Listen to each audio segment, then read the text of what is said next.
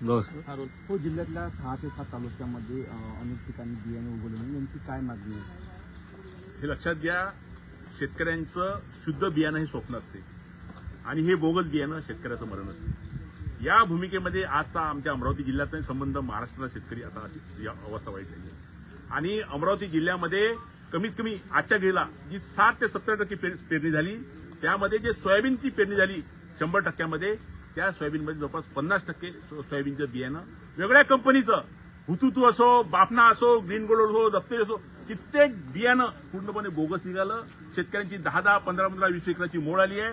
पण जो माणूस शेतकरी पूर्ण वर्षभराचं स्वप्न पाहते, आज त्यांच्या डोळ्यासमोर पूर्ण अंधारी आली आहे आणि मरण समोर पाहता येतो. अशा अवस्थेमध्ये शेतकऱ्याला जगावं का मरावं अशी परिस्थिती या बोगस सोयाबीन कंपन्याने केली आणि त्यांना मदत करणारे साठेलोटे करणारे अधिकारी हे पण त्याला तेवढे जबाबदार आहे.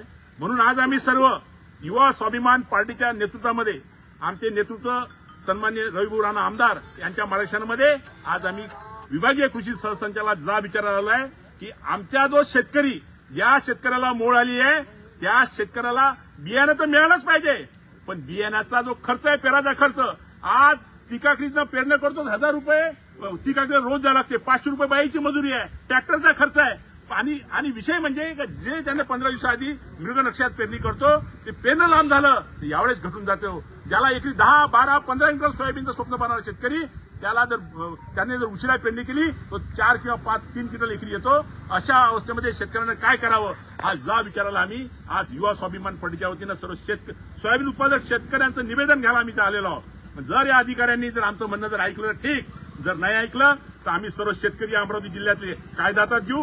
पोलीस केसेस झाला तरी चालेल, शेवटी कसं आहे, मरणं तसं नंतरही मरणं आहे.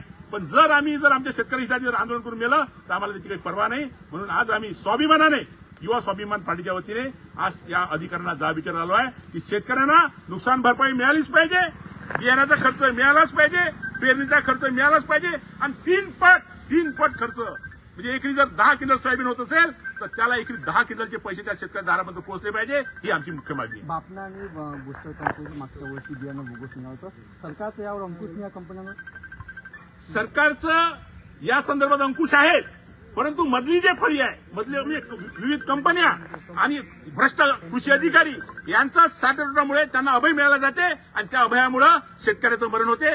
आमची एवढीच मागणी आहे सरकारकडे, सन्माननीय मुख्यमंत्री महोदयाकडे, की तुम्ही या कृषीप्रधान महाराष्ट्रामध्ये जर शेतकरी जगवायचा जर असेल तर तुम्ही ताकीने महाराष्ट्रातल्या, अमरावतीच नव्हे संपूर्ण महाराष्ट्रातल्या सोयाबीन उत्पादक शेतकऱ्यांना दिलासा दिला पाहिजे. कारण अधिवेशन सुरू आहे आता आणि अधिवेशनाच्या काळामध्ये सरसकट मोड आलेल्या शेतकरी सोयाबीन उत्पादक शेतकऱ्यांना मदत केली पाहिजे, ही आमची मुख्य मागणी सन्माननीय मुख्यमंत्री महोदयांना.